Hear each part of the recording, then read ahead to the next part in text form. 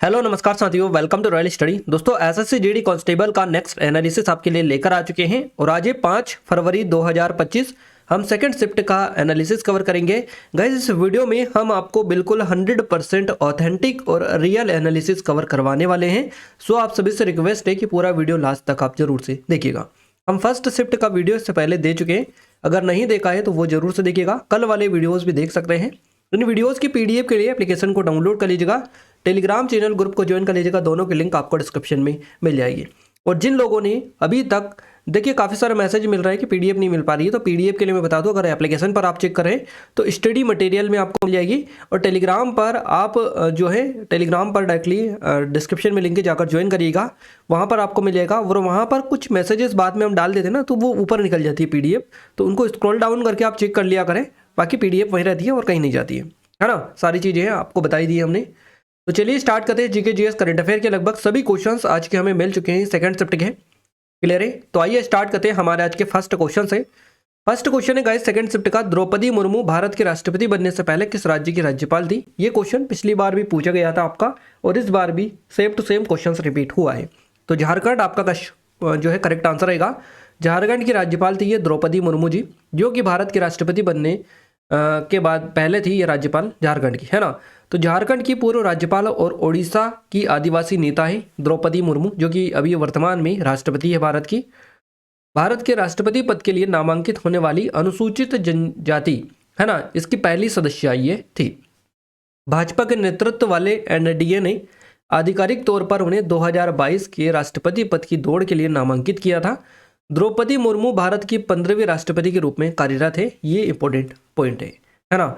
और उन्होंने जो है विपक्ष में संयुक्त उम्मीदवार यशवंत सिन्हा जो है इन पर जीत हासिल की थी। वह स्वतंत्र भारत में जन्मी पहली राष्ट्रपति है और इस पद को धारण करने वाली सबसे कम उम्र की व्यक्ति है। याद रखना है आपको, इस पद को धारण करने वाली सबसे कम उम्र की व्यक्ति है द्रौपदी मुर्मू जी। स्वतंत्र भारत में जन्मी पहली राष्ट्रपति ये है। राष्ट्रपति के रूप में चुने जाने से पहले उन्होंने जो है 2000 और 2004 के बीच ओडिशा सरकार के लिए कई कैबिनेट पदों पर कार्य किया है। साथ ही 2015 से 2021 के बीच में झारखंड की 9वीं राज्यपाल के रूप में भी इन्होंने कार्य किया है। तो याद रखना है 15 से 21 तक ये राज्यपाल रही झारखंड की। उसके बाद में फिर ये क्या बन गई, भारत के राष्ट्रपति इनको बना दिया गया 2022 में। क्लियर है? आइए बात करते हैं नेक्स्ट क्वेश्चन की। उससे पहले थोड़ी सी अपडेट दे दें, ये टेस्ट सीरीज है हमारी SSC GD की, जो अभी पैटर्न फॉलो हो रहा है SSC GD में। ये सेम टू सेम टेस्ट यहाँ पर इसी पैटर्न के मिल जाएंगे। डेमो डला है, जाकर चेकआउट करिएगा, सिर्फ 79 रुपीज़ की प्राइस पर आपको मिल जाएंगे। और जितना भी आपका जैसे कि जो देख गाइज, ये पंचवर्षीय योजना वाला टॉपिक ज़्यादा आ रहा है, इसके अलावा आर्टिकल आपके ज़्यादा आ रहे हैं, है ना, आर्टिकल से। इसके अलावा नृत्य से, शास्त्रीय नृत्य से क्वेश्चंस आपके ज़्यादातर बन रहे हैं, है ना। और ये मौर्य वगैरह से बन रहे हैं, चंद्रगुप्त मौर्य वगैरह से। इसके अलावा और भी आपकी जनगणना से रिलेटेड क्वेश्चंस पूछे जा रहे हैं, पद्मश्री से पूछे जा रहे हैं, है। पद्मश्री के अलावा भारत छोड़ो आंदोलन हो गया, स्पोर्ट्स वगैरह से क्वेश्चंस बन रहे हैं ये, है ना। इसके अलावा ये कुचिपुड़ी जो नृत्य है, इनसे क्वेश्चंस आपके बन रहे हैं, जो भी नृत्य है, शास्त्रीय नृत्य है, इनसे। करंट अफेयर से क्वेश्चंस आपके बन रहे हैं, वैज्ञानिक क्षेत्र से रिलेटेड क्वेश्चंस बन रहे हैं। तो सारे के सारे टॉपिक हमने इस PDF में डाले हैं, यानी कि इस टेस्ट सीरीज में जो PDFs आपको मिलेंगी वो पूरा आपको अप टू डेटेड मिलेगा, यानी कि सारा का सारा कंटेंट। तो एक बार जाकर चेकआउट करिएगा, लेटेस्ट है, जाकर पूरा कंटेंट देख लीजिएगा। वहाँ पर काफ़ी ज़्यादा कंटेंट आपको मिलेगा, तो उसमें जो काम का है वो सारा आपको यहीं पर मिल जाएगा, है ना। तो डिस्क्रिप्शन में लिंक है, नंबर है, कोई डाउट है, कुछ क्वेरी तो कांटेक्ट भी कर सकते हैं। सिर्फ 79 में इतना बढ़िया शानदार और कभी कहीं भी आपको नहीं मिलेगा इसके अलावा। चलिए आइए नेक्स्ट आगे बढ़ते हैं अगले क्वेश्चन की ओर। अगला जो क्वेश्चन है ये है, प्रथम पंचवर्षीय योजना की जो शुरुआत हुई थी ये कब हुई थी? तो प्रथम पंचवर्षीय योजना की शुरुआत हुई थी 1951 में, 1951 में। स्वतंत्रता के बाद भारत ने प्रथम प्रधानमंत्री जवाहरलाल नेहरू के समाजवादी प्रभाव के तहत 1951 में अपना पहला FYP 5 ईयर प्लान शुरू किया, है ना, फर्स्ट वाला। तो पहला 5 ईयर प्लान जो शुरू किया था इन्होंने स्वतंत्रता के बाद भारत के प्रथम प्रधानमंत्री जवाहरलाल नेहरू के समाजवादी प्रभाव के तहत शुरू किया गया था। ये जो प्रथम पंचवर्षीय योजना थी ये हैरोल्ड डोमर मॉडल पर आधारित थी, है ना। कल भी इससे क्वेश्चंस बने हैं, तीनों शिफ्ट में क्वेश्चंस बने हैं आपके, और एक शिफ्ट में तो इससे 4 से 5 क्वेश्चन सीधे सीधे पूछे गए। तो इस हिसाब से आप देख सकते हैं कितना इंपॉर्टेंट टॉपिक है आपका। ये जो योजना है कृषि, मूल्य स्थिरता, बिजली और परिवहन पर केंद्रित है। यह मुख्य रूप से योजना के अंतिम 2 वर्षों में अच्छी फसल के कारण एक सफल योजना थी और शरणार्थियों को के पुनर्वास, खाद्य आत्मनिर्भरता और कीमतों पर नियंत्रण के उद्देश्य कम या ज़्यादा हासिल किए गए। पंचवर्षीय योजना 5 ईयर प्लान्स के बारे में कुछ डिटेल जो कि इंपॉर्टेंट है आपको याद रखना है। जैसे कि पंचवर्षीय योजना केंद्रीकृत और एकीकृत राष्ट्रीय आर्थिक कार्यक्रम ये थे। जोसेफ स्टालिन ने 1920 के दशक के अंत में सोवियत संघ में पहला 5 ईयर प्लान लागू किया था। और योजना जो आयोग है इसकी स्थापना मार्च 1950 में की गई थी ताकि पंचवर्षीय योजनाओं की देखरेख और कार्यान्वयन किया जा सके, है ना। इसके लिए 1950 में योजना आयोग की स्थापना की गई थी। इसे देश के सभी संसाधनों का मूल्यांकन करने और संसाधनों के सबसे प्रभावी और संतुलित उपयोग के लिए योजना तैयार करने तथा प्राथमिकताओं का निर्धारण करने की जिम्मेदारी के साथ नियुक्त किया गया था।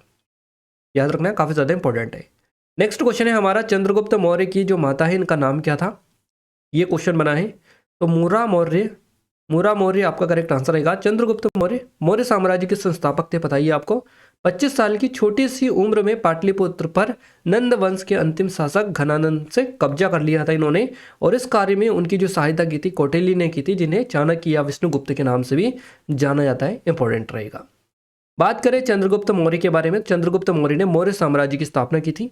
इनका जो जन्म हुआ था ये 340 ईसा पूर्व के आसपास माना जाता है। माता का नाम मूरा बताया जाता है ना, जो कि क्वेश्चन में आपसे बना है। चाणक्य के मार्गदर्शन में नंद वंश को हराकर राजा बने थे ये, और उन्होंने जो है सेल्यूकस प्रथम थे, इनको पराजित कर उसकी पुत्री से विवाह कर लिया था चंद्रगुप्त मौर्य ने। चंद्रगुप्त मौर्य का साम्राज्य जो है उत्तर भारत से पश्चिम भारत तक फैला हुआ था और जीवन के अंतिम चरण में जैन धर्म अपना लिया था इन्होंने। श्रवणबेलगोला जो है कर्नाटक में, यहाँ पर इन्होंने जो है श्रवणबेलगोला में संन्यास लिया और मृत्यु को प्राप्त यहाँ पर किया था अंतिम समय में, अंतिम चरण में जीवन के। तो ये चीज़ें आपको याद रखनी है। अगला क्वेश्चन है, अटर्नी जनरल किसको सलाह देता है, तो ये भारत सरकार को सलाह देते हैं। क्लियर है, अटर्नी जनरल या फिर महान्यायवादी, जो भी वर्ड आपको मिला है। अटर्नी जनरल सलाह जो देते हैं भारत सरकार को कानूनी मामलों में सलाह देते हैं। राष्ट्रपति को संविधान एवं विधि से जुड़े विषयों पर सलाह देते हैं। मंत्रालयों एवं सरकारी विभागों को कानूनी राय प्रदान करते हैं। सुप्रीम कोर्ट या उच्च न्यायालयों में सरकार का पक्ष ये रखते हैं अटर्नी जनरल। तो संविधान का जो आर्टिकल 76 है, अनुच्छेद 76, भारत के महान्यायवादी या अटर्नी जनरल के कार्यालय के लिए प्रदान किया गया है। भारत के महान्यायवादी, है ना, अटर्नी जनरल जिनको महान्यायवादी कहा जाता है, संघ कार्यकारिणी का एक हिस्सा है। महान्यायवादी देश के सर्वोच्च कानून अधिकारी होते हैं और सरकार की सलाह पर राष्ट्रपति द्वारा महान्यायवादी की नियुक्ति की जाती है। तो ये महान्यायवादी की नियुक्ति है जो राष्ट्रपति द्वारा की जाती है। सरकार की सलाह पर राष्ट्रपति करते हैं महान्यायवादी की नियुक्ति। अगला क्वेश्चन है, जनगणना 2011 के अकॉर्डिंग पुरुष और महिला साक्षरता में सबसे बड़ा जो अंतर वाला राज्य है कौन सा है, तो ये राजस्थान है। 16.68% यहाँ का डिफरेंस है दोनों के साक्षरता में। तो पुरुष और महिला साक्षरता में सबसे अधिक अंतर वाला राज्य राजस्थान है। भारत में साक्षरता दर असमान है और इसी भारत के विभिन्न राज्यों और केंद्रशासित प्रदेशों में उनकी साक्षरता दर में अंतर है। तो यहाँ पर आपको देखिए, साक्षरता दर, निम्न निरक्षरता दर, निम्न महिला साक्षरता दर प्रतिशत 2011 की जनगणना के अकॉर्डिंग केरल में कुल साक्षरता दर और महिला साक्षरता दर सबसे अधिक है, जबकि जो लक्षद्वीप है इसमें पुरुष साक्षरता दर सबसे अधिक है। बिहार में कुल साक्षरता दर और पुरुष साक्षरता दर सबसे कम है। क्लियर है, राजस्थान में महिला साक्षरता दर सबसे कम है। राजस्थान में देश में पुरुष महिला साक्षरता में सबसे अधिक अंतर होने का भी संदेह है, जो कि राष्ट्रीय औसत 16.7 से मुकाबले 28% है, के मुकाबले 28% है। अगला क्वेश्चन जो पूछा गया है ये है पद्मश्री से। ये इससे कल भी क्वेश्चन आपके बने हैं। पद्मश्री 2024 में किसे दिया गया, तो यहाँ पर ये काफ़ी लंबी लिस्ट है। 2024 में 110 लोगों को पद्मश्री से सम्मानित किया गया। 110 लोगों के नाम बता पाना पॉसिबल नहीं है ना। खलील अहमद आपका हो सकता है, जहाँ तक पॉसिबिलिटी है कि ऑप्शंस में दिया रखा हो, बाकी और भी लोगों के नाम हमने सुझाए हैं। तो पद्म पुरस्कार 2024 की घोषणा गणतंत्र दिवस की पूर्व संध्या पर की गई थी, जिसमें विभिन्न क्षेत्रों में उत्कृष्ट योगदान देने वाले 132 व्यक्तियों को सम्मानित किया गया। इसमें 5 पद्म विभूषण, 17 पद्म भूषण और 110 पद्मश्री पुरस्कार शामिल है। तो पद्मश्री से सम्मानित व्यक्तियों की सूची में कला, सामाजिक कार्य, विज्ञान, खेल, चिकित्सा, साहित्य आदि क्षेत्रों के प्रतिभाशाली जो लोग हैं ये शामिल है। पद्मश्री 2024 से सम्मानित कुछ प्रमुख व्यक्तियों की सूची, जैसे खलील अहमद उत्तर प्रदेश से ये है कला के क्षेत्र में, बद्रप्पन एम कला के क्षेत्र में तमिलनाडु से, कालूराम बामनिया, है ना, रेजवाना चौधरी बनिया और नसीम बानो, रामलाल बरेठ, इसके अलावा गीता राय बर्मन, पार्वती बरुआ और समरेश्वर बसुमतारी सोमदत्त बट्टू। ये सभी का स्टेट भी यहाँ पर हमने डाल दिया है और उनका जो प्रोफेशन था किस क्षेत्र में मिला है वो भी डाला है, ताकि आपको आसानी से चीज़ें पता हो। तो इन सभी को कला के क्षेत्र में जहाँ तक है ये सामाजिक कार्य के लिए इनको मिला है, इनको कृषि के लिए, बाकी और को कला के क्षेत्र में यहाँ पर ये दिया गया है पद्मश्री, तो आप याद रखिएगा। अगला क्वेश्चन है, किस अधिवेशन में भारत छोड़ो आंदोलन की पुष्टि हुई थी? तो भारत छोड़ो आंदोलन की जो पुष्टि हुई थी ये अखिल भारतीय कांग्रेस कमेटी का जो बम्बई अधिवेशन था इसमें हुई थी। क्लियर है? भारत छोड़ो आंदोलन की जो पुष्टि है अखिल भारतीय कांग्रेस कमेटी के बम्बई अधिवेशन में 8 अगस्त 1942 को हुई थी और इस अधिवेशन में महात्मा गांधी ने करो या मरो का नारा दिया था। तो याद रखना है, भारत छोड़ो आंदोलन के दौरान ही महात्मा गांधी ने करो मरो का नारा दिया था, करो या मरो का। तो भारत छोड़ो आंदोलन की जो पुष्टि हुई थी ये अखिल भारतीय कांग्रेस कमेटी का जो मुंबई अधिवेशन था 8 अगस्त 1942 को, इसमें हुई थी।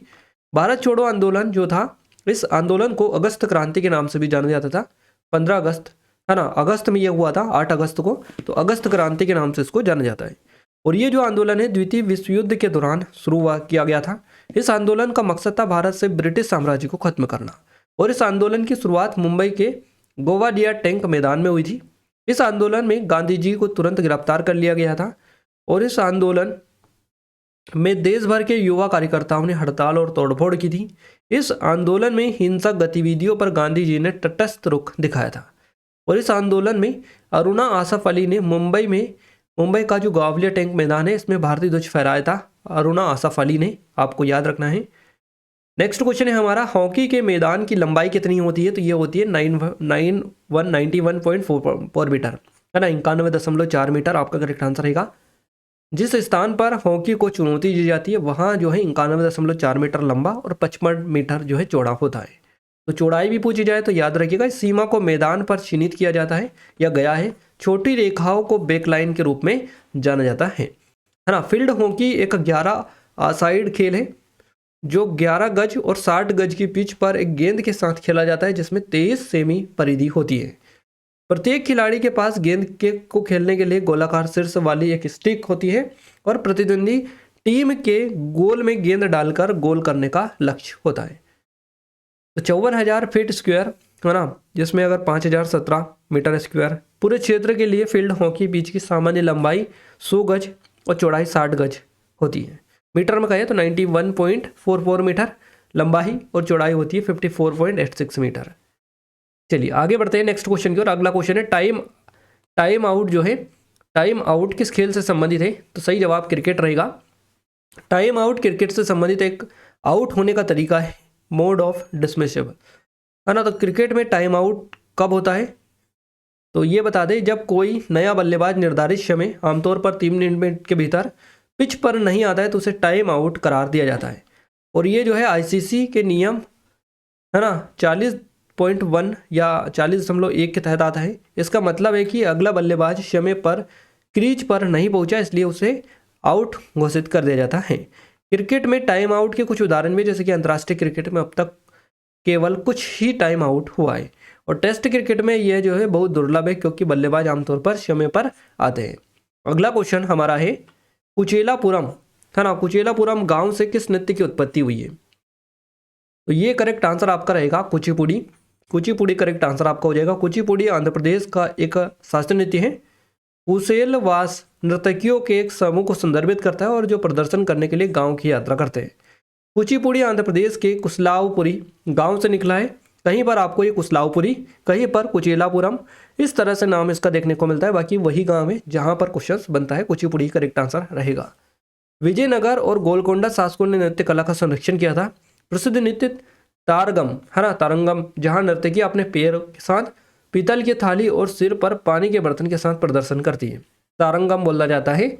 धर्मनिरपेक्ष विषयों पर भागवत पुराण की कहानियां इसमें होती है।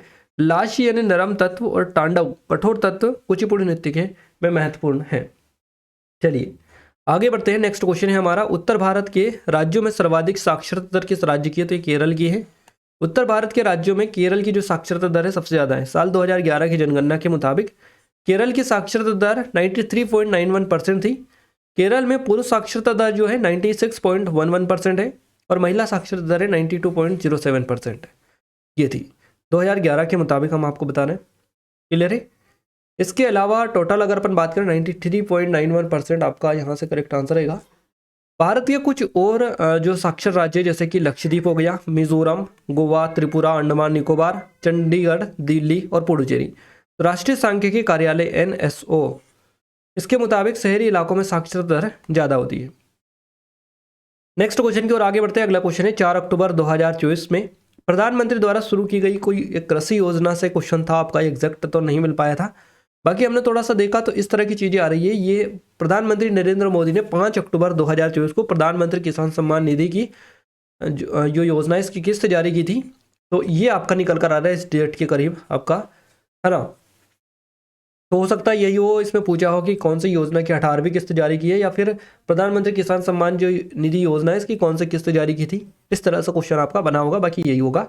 तो प्रधानमंत्री नरेंद्र मोदी ने 5 अक्टूबर 2024 को महाराष्ट्र का जो वाशिम जिला है यहाँ पर प्रधानमंत्री किसान सम्मान निधि योजना की 18वां किस्त जारी की है। इस योजना के तहत देश भर के 9.4 करोड़ से अधिक जो किसान हैं इनको प्रत्यक्ष लाभ अंतरण DBT के माध्यम से 20,000 करोड़ रुपए से अधिक की राशि जो है प्रदान की गई। PM किसान योजना के अंतर्गत पात्र किसानों को प्रति वर्ष जो है 6,000 रुपये की सहायता 3 समान किस्तों में दी जाती है, जिससे उनकी आर्थिक स्थिति में सुधार होता है और कृषि गतिविधियों में सहायता बेसिकली मिलती है। तो इस योजना के माध्यम से सरकार ने किसानों की आय बढ़ाने और उनकी आर्थिक स्थिति को सुदृढ़ करने के लिए महत्वपूर्ण कदम उठाए हैं। चलिए आगे बढ़ते हैं अगले क्वेश्चन की ओर। अगला क्वेश्चन है वैज्ञानिक किस क्षेत्र से संबंधित है, इस टाइप से क्वेश्चन था आपका, है ना। एक क्वेश्चन आपका पूछा गया था, तो अल्बर्ट आइंस्टीन ये भौतिकी से रिलेटेड है, इसी तरीके से क्वेश्चन था। तो यहाँ पर कुछ प्रसिद्ध वैज्ञानिकों की डिटेल हम आपको बताने जा रहे हैं। जैसे कि अल्बर्ट आइंस्टीन की बात करें, भौतिकी से इनका संबंध है। आइंस्टीन को सापेक्षिकता का जो सिद्धांत है और संख्यात्मक स्थिरता क्वांटम थ्योरी इसमें योगदान के लिए स्पेशली जाना जाता है। चार्ल्स डार्विन की अगर अपन बात करें तो जीव विज्ञान के लिए इनको जाना जाता है। डार्विन ने प्राकृतिक चयन नेचुरल सिलेक्शन के सिद्धांत पर काम किया और इसे अपनी किताब on the origin of species में विस्तृत किया था। इसके बाद में आती है मैरी क्यूरी, रसायन विज्ञानी और भौतिकी है से इनका संबंध है ना। रसायन विज्ञानी है और भौतिकी विज्ञानी ये है। मैरी क्यूरी ने रेडियोधर्मिता यानी रेडियो एक्टिविटी पर काम किया और यह उनके लिए नोबेल पुरस्कार का कारण बना था। इसके बाद में आते हैं गैलीलियो, जिनको गैलीलियो गैलीली कहा जाता है, भौतिकी और खगोल शास्त्र से संबंधित है। गैलीलियो को ग्रहों की गति, टेलीस्कोप का सुधार और सौरमंडल की खोज के लिए स्पेशली जाना जाता है ना। नेक्स्ट है न्यूटन, सर आइजैक न्यूटन इनका नाम है। भौतिकी और गणित से इनका संबंध है। न्यूटन ने गति के 3 नियम दिए और गुरुत्वाकर्षण का सिद्धांत भी इन्होंने दिया। ग्रेविटेशनल थ्योरी इनके द्वारा ही प्रस्तुत की गई। नेक्स्ट है लुई पाश्चर, जो कि रसायन विज्ञानी और सूक्ष्म जीव विज्ञानी है। तो पाश्चर ने टीका विज्ञान दिया है, वैक्सीनेशन ये जो दिया है लुई पाश्चर ने दिया है। तो टीका विज्ञान में योगदान दिया है। जीवाणु सिद्धांत जो दिया है, जर्म थ्योरी, इसको बढ़ावा भी लुई पाश्चर के द्वारा ही दिया गया। निकोल नेक्स्ट आते हैं आपके निकोल टेस्ला, भौतिकी विज्ञानी है और विद्युत इंजीनियरिंग विज्ञानी है ये। तो उन्होंने जो है विकिरणी ऊर्जा और वायरलेस संचार के क्षेत्र में महत्वपूर्ण योगदान दिया है। नेक्स्ट है रिचर्ड डॉकिंस, जो कि जीव विज्ञानी है। तो डॉकिंस ने जैविक विकास और जीन के रूप में चयन पर कार्य किया है। द गॉड डिल्यूजन जैसे लेखों के लिए यह स्पेशली प्रसिद्ध है। तो ये कुछ इंपॉर्टेंट क्वेश्चन है और भी हम आगे आपको कवर करवाएंगे, क्योंकि और भी क्वेश्चन है अभी। तो ये जीके की हमारी जो ई बुक है, अगर अभी तक आपने परचेस नहीं किए तो कर लीजिएगा। इसमें जो आपका लेटेस्ट पैटर्न बन रहा है उसी के अकॉर्डिंग सारे 2024 के लेटेस्ट क्वेश्चन है। अभी TCS का जो पैटर्न हो रहा है, तो आप एक बार जाकर भी डेमो चेकआउट करिएगा, डिस्क्रिप्शन में लिंक है, क्लियर है। एक बार जाकर चेकआउट कर लीजिएगा तो आप और अच्छे से समझ पाएंगे, बाकी पूरा का पूरा लेटेस्ट पैटर्न आपको यहाँ पर देखने को मिलेगा, जो पैटर्न आपका फॉलो हो रहा है। नेक्स्ट क्वेश्चन है संगीत नाटक अकादमी पुरस्कार 2017 किसे प्राप्त हुआ था, इस तरह से क्वेश्चन था ये। तो इसके 3 टाइप के क्वेश्चन हो सकते हैं, बाकी और भी कई सारे क्वेश्चन हो सकते हैं। निम्नलिखित में से किसे ओडिसी नृत्य में उनके योगदान के लिए संगीत नाटक अकादमी 2017 मिला, तो ये मिला सुजाता महापात्रा को। 2017 में दीपिका रेड्डी को किस नृत्य के क्षेत्र में उनके योगदान के लिए संगीत नाटक अकादमी पुरस्कार मिला, तो ये कुचिपुड़ी के लिए मिला है दीपिका रेड्डी को, है ना। सुजाता महापात्रा को मिला ओडिसी नृत्य में योगदान के लिए।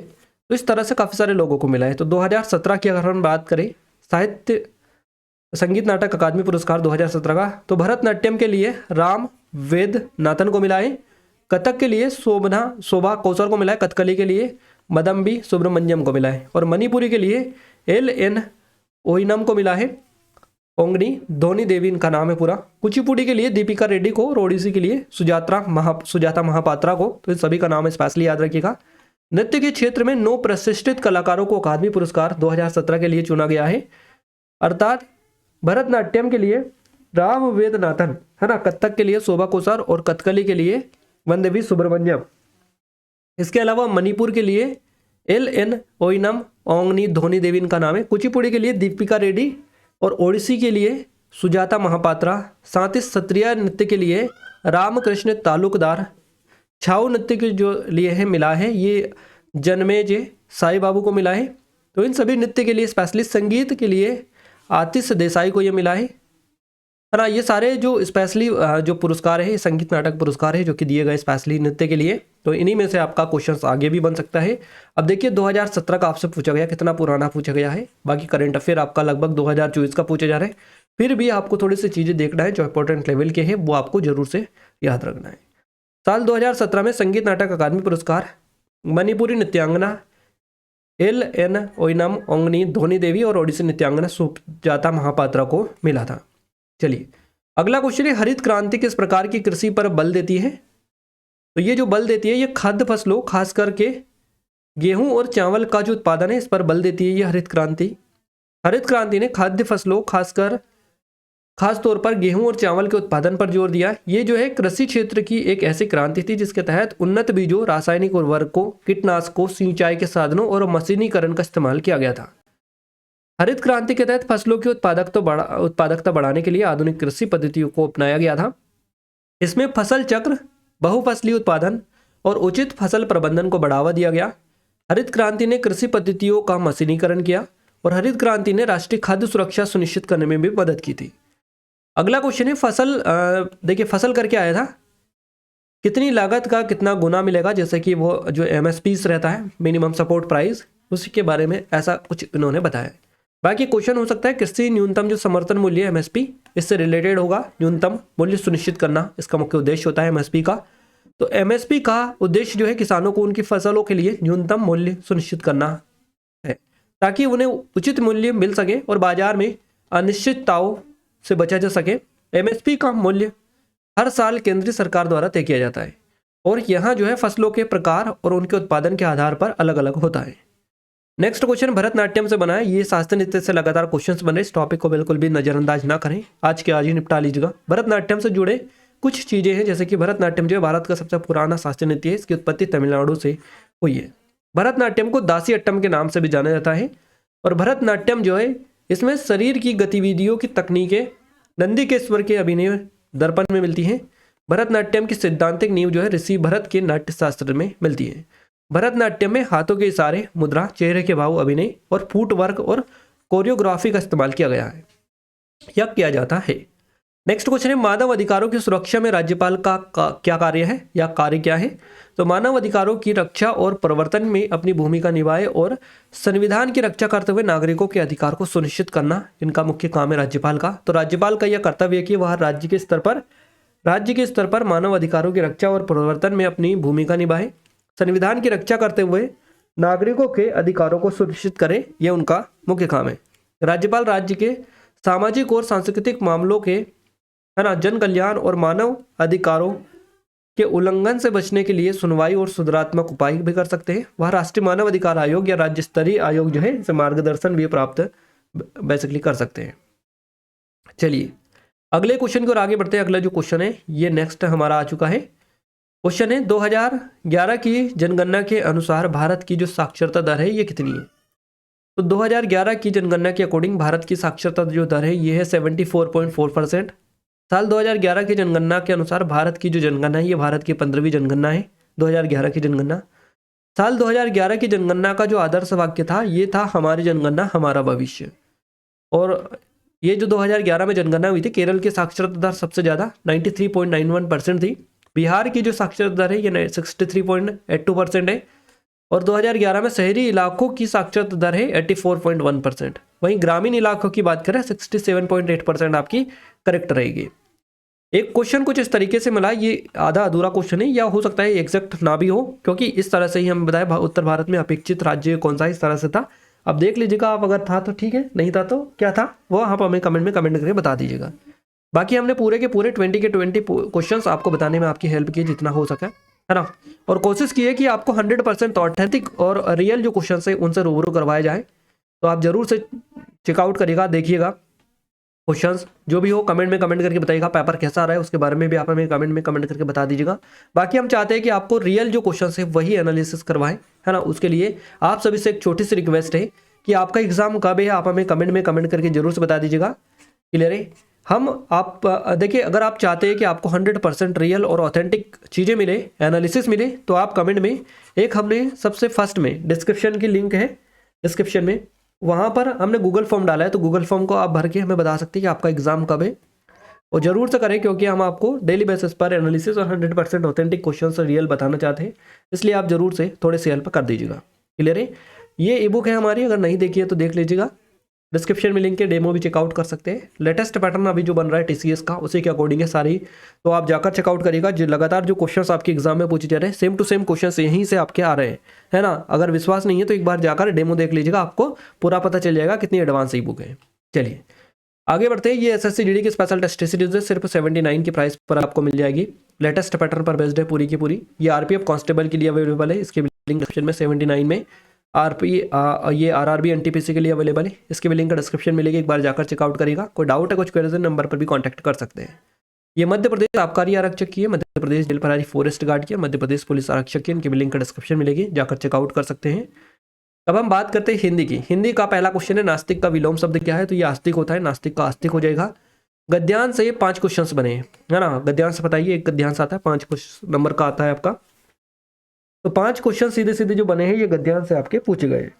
अब हम बात करते हैं नेक्स्ट क्वेश्चन की। तो रचनाओं से आपका क्वेश्चन पड़ा है, 3 क्वेश्चन रचनाओं से पूछा गया है।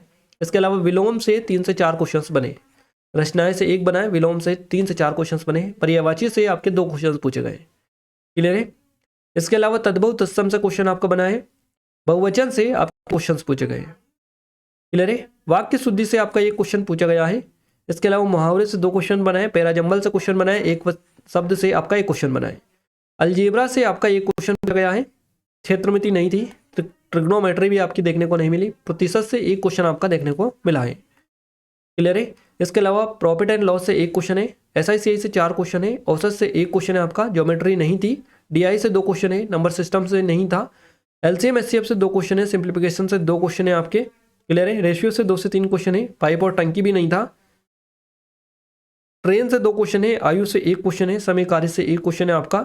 इसके अलावा अनुपात से 2 क्वेश्चन है आपके, और काउंटिंग फिगर जो है इससे 1 क्वेश्चन है, और अनुपात से, अनुपात ये डबल आ चुका है, 1 से 2 क्वेश्चन आपके पूछे गए होंगे, है ना। तो याद रखिएगा जो है वो हम क्लियर आपको बता रहे हैं। रीजनिंग में अगर अपन बात करें गाइस, तो रीजनिंग में क्वेश्चन था चैप्टर 2 का, है ना। ये कुछ इस तरीके से क्वेश्चन आपको दे रखा था, 88, 90, 94, 100, और लास्ट वाला आपसे पूछा था इस तरह सा। एक था नंबर सीरीज से 2 क्वेश्चन थे, वेन डायग्राम से 2 क्वेश्चन थे, एनालॉजी से क्वेश्चन नहीं था, 5 से 2 क्वेश्चन, डाई से मैथमेटिकल ऑपरेशन भी नहीं था। इसके अलावा सिलोज में भी इस बार भी देखने को नहीं मिला। कोडिंग डिकोडिंग 3 से 4 क्वेश्चन थे, मिरर इमेज से 1 क्वेश्चन था आपका, है ना। काउंटिंग फिगर से आपके 2 क्वेश्चन पूछे गए, काउंटिंग फिगर से। इसके अलावा यहाँ पर मिसिंग नंबर जो है इससे 2 क्वेश्चन बने, फिगर सीरीज से 3 क्वेश्चन बने, वर्ड फॉर्मेशन से क्वेश्चन नहीं बना, वर्गीकरण और सिमिलर सेट से भी नहीं बना। सिटिंग अरेंजमेंट से 3 क्वेश्चन थे, कथन निष्कर्ष से 1 क्वेश्चन था आपका। इसके अलावा पजल भी आपकी 1 ही देखने को मिली थी। तो ये हमने आपको सारा बता दिया, जीके, मैथ्स, रीजनिंग, हिंदी का जितने भी क्वेश्चन थे सारे एज इट इज बता दिए। क्लियर है। इसी तरह से आपका अगर आपको भी कुछ चीज़ें पता है तो आप हमें कमेंट में कमेंट करके बताने की कोशिश करें, ताकि और भी आपकी ज़्यादा से ज़्यादा हेल्प हम कर पाएँ। क्लियर है। तो ये चीज़ें थी, पैटर्न जो है वो एज इट इज़ है, ज़्यादा चेंजेस इतना देखने को नहीं मिल रहा है। हमने जो चीज़ें ऑलरेडी बताई है वहाँ से अगर आप प्रिपेयर करेंगे तो आप काफ़ी हद तक अपना जो स्कोर है इंप्रूव कर लेंगे, क्योंकि हमने सारी चीज़ें अप टू डेटेड डाली है लेटेस्ट पैटर्न के अकॉर्डिंग, है ना। ये टेस्ट सीरीज़, ये ई बुक ही आप देख लीजिएगा कितनी एडवांस वाली है। तो ये टेस्ट सीरीज़ है हमारी, इन सभी के बारे में ऑलरेडी बता चुके क्या क्या, है ना। ये ई बुक है, जाकर चेकआउट करिएगा, डिस्क्रिप्शन में लिंक है। इन वीडियोस की पीडीएफ अगर आप चाहते हैं तो पीडीएफ के लिए एप्लीकेशन को डाउनलोड कर लीजिएगा, टेलीग्राम चैनल ग्रुप को ज्वाइन कर लीजिएगा, दोनों की लिंक आपको इस वीडियो को डिस्क्रिप्शन में मिल जाएगी।